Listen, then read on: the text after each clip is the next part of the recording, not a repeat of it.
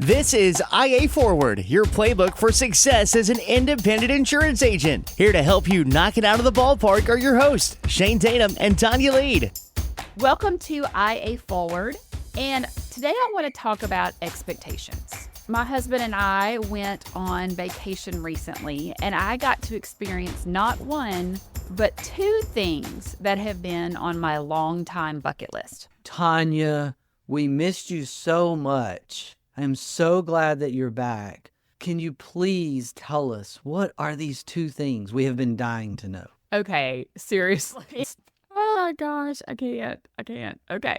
For some reason, and I can't even tell you why, because the cute boy asked me why, and I didn't have a reason. I've always wanted to go to the tea plantation in Charleston. It is the only place in North America where they grow tea, where they make tea, and I've always wanted to do this. It's in my bucket list. So we went to the Charleston tea plantation, and it was lovely. I don't want to discourage anyone from going to the Charleston tea plantation. The day we were there happened to be an entire school of kids on their last day of school field trip. So that may have adjusted our experience just a little bit. It was lovely. And I don't know what I thought it was going to be, but it was a disappointment. To be a bucket list thing, something that I've always wanted to do, I was disappointed. Do you think you were disappointed because of the distraction of kids and the field trip? Or were you just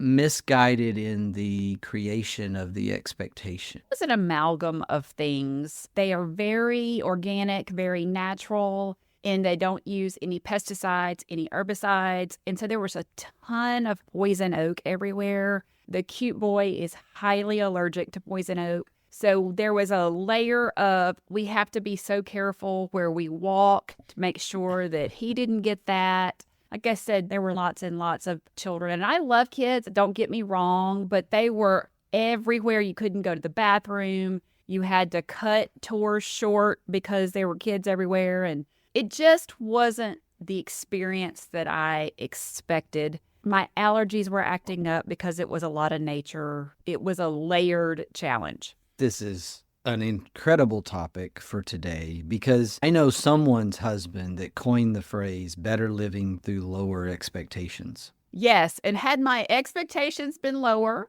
this could have been absolutely delightful. If you would simply listen to your spouse and you would have gone into this with just a lower level of expectation, then you probably have a better time or you have a better result. I do joke about that phrase, but the older I get, the more I actually relate to that phrase. The struggle that I have is as someone who has natural high expectations, or I guess in a lot of ways, I have certain things that we should do as an organization, leading an organization. Like I have being the brand and marketing expert, that I have expectations of. Sometimes I don't even know what I'm asking for, but the expectation's really high. And it's really hard to pull that out of somebody's brain when they don't know how to communicate that. And so expectations are naturally high. I believe as a father, early on, I got into this. If you set the bar high, your kids will meet that bar. They really will. They will strive to meet that bar. But I also understand that there is a lot of truth to better living through lower expectations. And really where I'm going is others. If you're a high expectation person, then other people are going to disappoint you. And if you expect things to be a certain way, maybe other people do not see the importance of that. There's a lot of unpacking here around expectations. The flip side of that is my second bucket list experience was I got to go see the Durham Bulls play. And this has been a bucket list of mine for a long time. It just so happened that we were in Raleigh on Bull Durham anniversary night.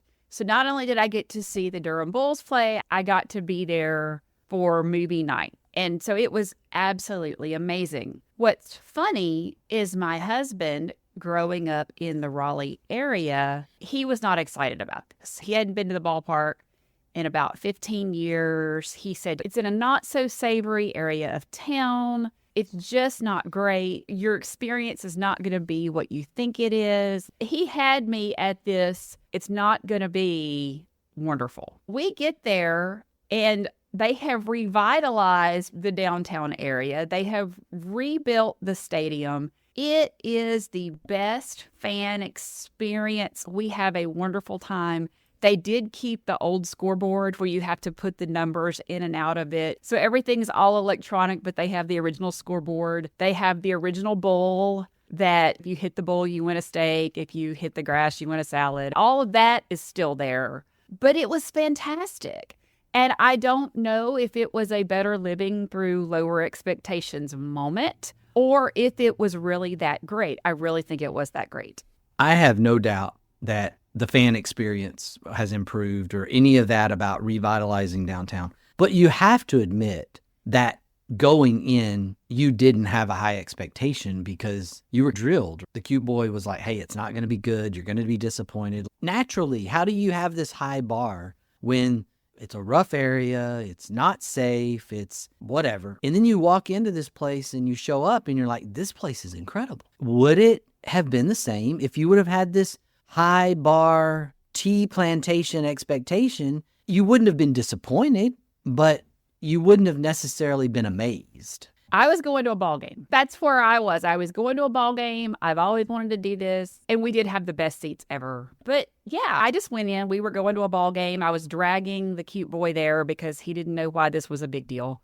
And we ended up having an absolute blast. Also, best ballpark fireworks show I've ever seen. A couple of years ago, on our last summer trek to Colorado to play softball, we randomly were like, okay, we've got some time. We've got an evening off. We've always wanted to go to a Rockies game. Let's go to a Rockies game. We bought tickets online, didn't really understand where the tickets were. We show up and we're sitting on the rail of the mezzanine section. And I mean on the rail, we're row one. And I did not pay attention to this when I bought them. I didn't pay attention to this when I was thinking about walking in the stadium. And we walked in to the steps to go down and it starts hitting me. Oh my goodness.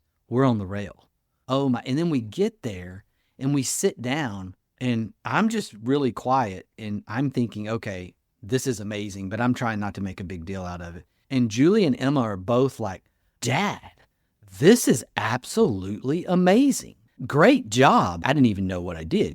There's just something about no expectation. We don't create this thing in our mind and then it's disappointing.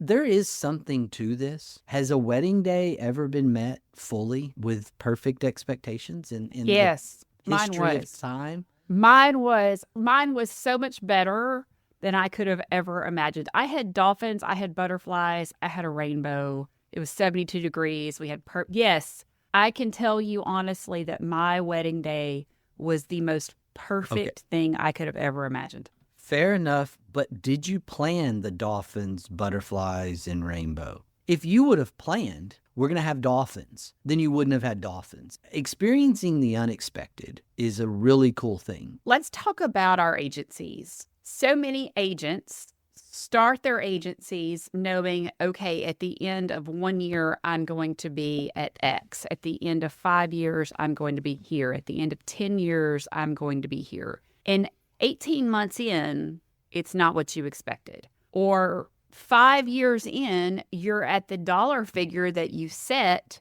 but you're not happy. You're so stressed. At what point is it okay to say the result of my expectations weren't what I thought it was going to be, or I need to adjust my expectations? Is that okay? It's 100% okay. At what point is regularly, periodically, like at least annual, maybe even more frequent than that? Because the reality of building a business is that there's getting to what I call survival level. And that is basically I'm paying bills, both as a business and personally. Are you wildly successful financially? Not necessarily. That's not what I would call this level. I would call survival level literally what it is, surviving. And then you reset from there. You go into this thing where you start saying, I'm going to be at this much by this time. And I'm not saying not to do that. Everybody needs a goal. This is a finite game within the infinite game. Set your goals. What I would say is don't think failure is that you missed a goal or two. That's something that I would really be careful about. And I would think about the reality of these goals as we call them benchmarks internally. Benchmarks are, if you're here, then you're going to be okay. If you're not here, you need to pick it up a little. You need to find a new gear. But we have people who are successful missing benchmarks, and we have people who are not as successful making a couple of benchmarks. And so we have it go both ways. And so I know that there's got to be some of these interim goals, but it's okay and probably necessary to have some frequent resets because the world changes. There's one thing about being a business owner. If you think that your day today is going to be the same as your day a year from now, then you've set a wrong expectation. Being a business owner is about dealing with change in environment, dealing in economic change, industry change, customer mindset shifts, technology changes. The reality of the insurance industry and the independent agency system is that the thing that you can count on is change. Here's the thing. If you're reaching your business goals at the expense of your family goals, your spiritual goals,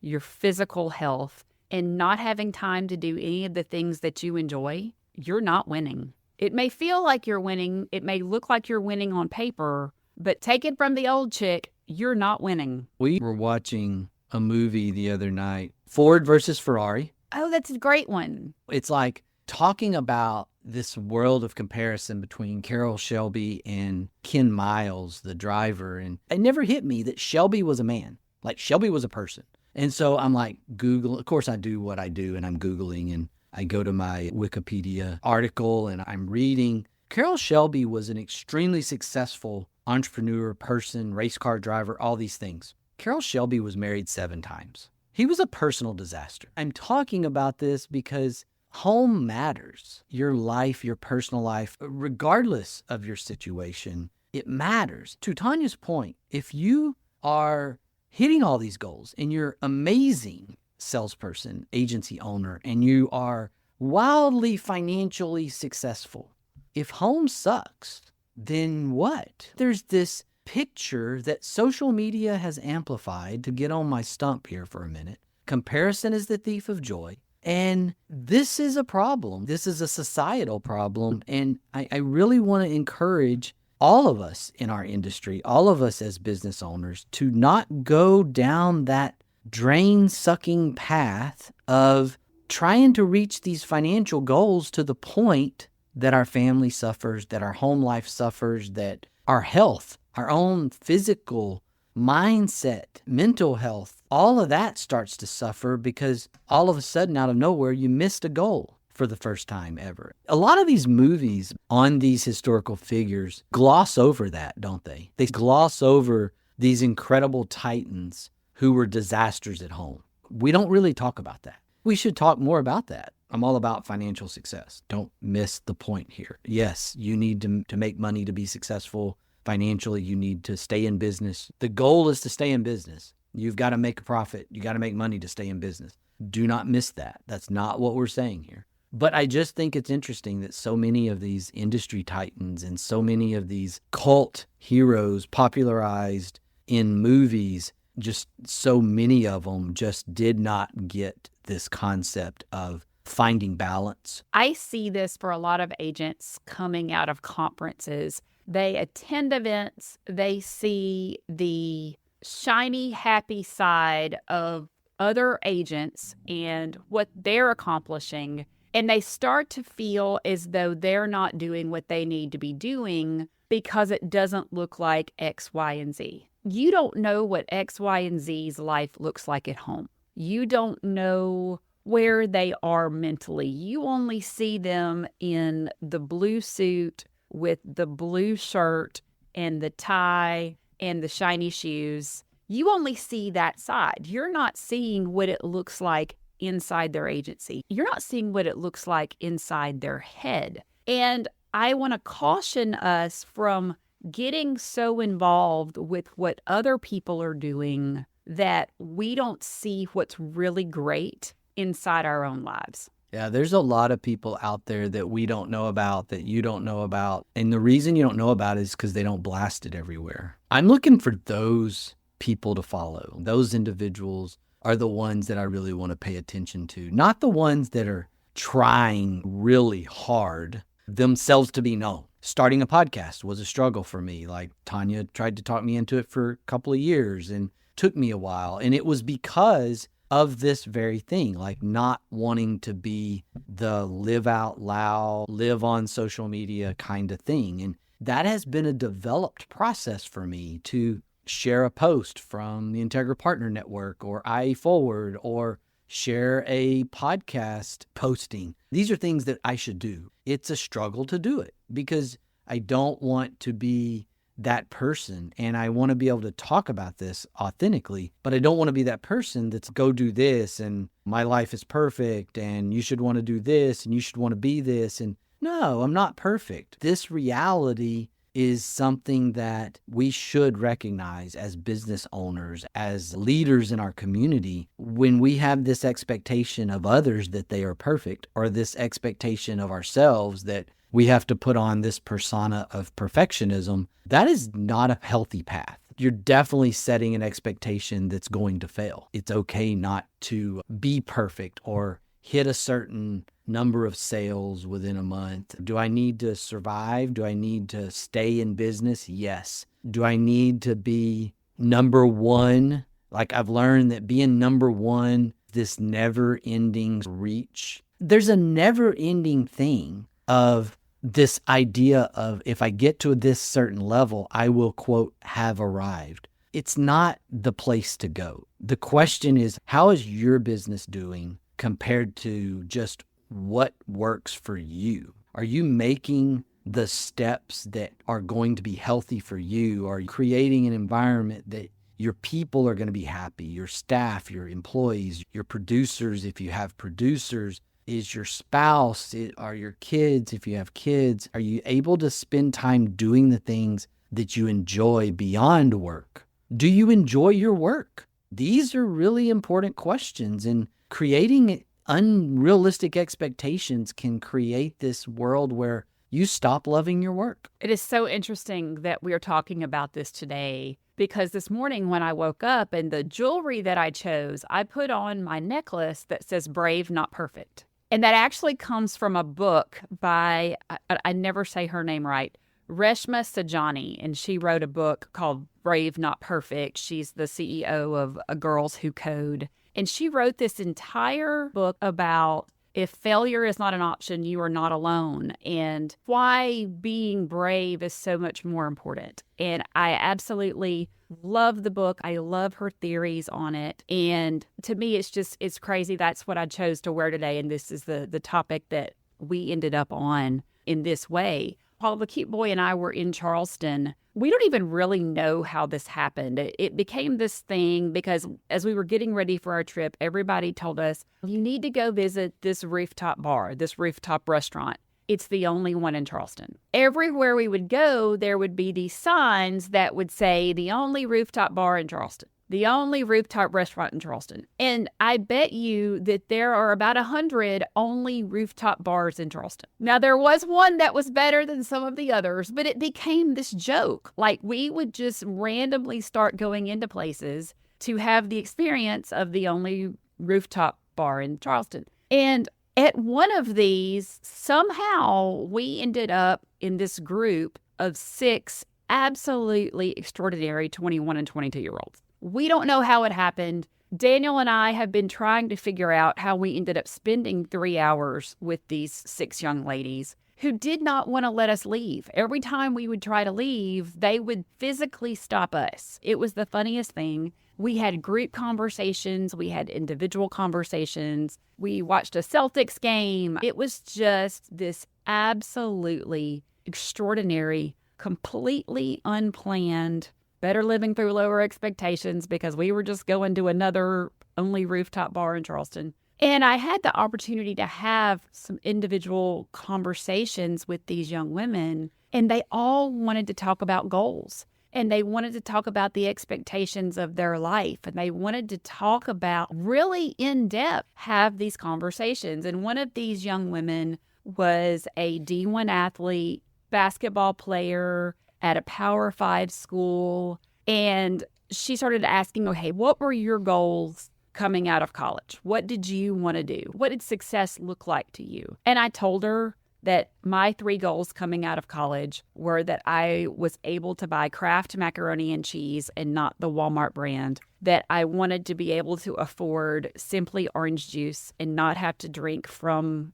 concentrate orange juice out of the can where you had to add your own water. And I wanted to be able to have fresh flowers in my house all the time. Those were my goals coming out of college. Talk about better living through lower expectations, right? But to me, that was my idea of success. Like I would be able to afford fresh flowers anytime I wanted them. Hey, that's bougie, by the way. Fresh flowers are not cheap. There are always fresh flowers in my house. Like right now in my house, there are 6 beautiful lavender lipstick roses with 6 hydrangeas in a crystal vase. But that's a thing for me. And it reminds me of how far I've come that I can do that. And she just looks at me and she goes, wow, okay. She said, I've got XYZ in the bank from NIL. I'm stressed about not being able to pay cash for the exact house that I want. She said, that changed my perspective in a way you can't even imagine. I really believe that social media has created this completely unrealistic environment, especially for Gen Z and most of the millennial generation. The idea of paying cash for a house, and maybe it's the Ramsey effect or others, financial gurus. Debt is bad. Don't do this. Yes, credit card debt is bad. Consumer debt is bad. There is such thing as good debt, and your financial experts will explain that there is such thing as good debt. Debt on an appreciating asset, a home. It's not terrible. This isn't a bad thing. In business, there's good debt and there's bad debt. And there's a place to use it. But I really believe that we've created some of these things with good intentions, some with bad intentions, some's ego-driven. I'm 24 and look at my new $300,000 house, but they forget to put in there that they've got a trust fund, they've got whatever. They didn't disclose that in the post. And then that creates this repercussion across, let's just call it the rest of us. And it's, oh, that's what I have to do. I have to have this much money in the bank and I have to do this and I have to do that. And that is not reality. I make this statement to young people all the time. Hey, you're way ahead of the game. You've got this much money in your savings account. You're way ahead of the game. I didn't have a savings account when I started. There's something about what we would call back in the early 2000s, late 90s, bootstrapping. There was the VC money, and then there were the bootstrappers. And maybe we need to bring back bootstrapping a little more healthy there, not taking the VC money for our investment area. That conversation with that young lady probably becomes life-changing, like she said. And it can be life-changing if people can just get away from this one-sided view of what they think they're supposed to see or what level they're supposed to be at. And I love the Gary Vee concept. You're 50 and you're not too late. The 25-year-olds that have some money in the bank,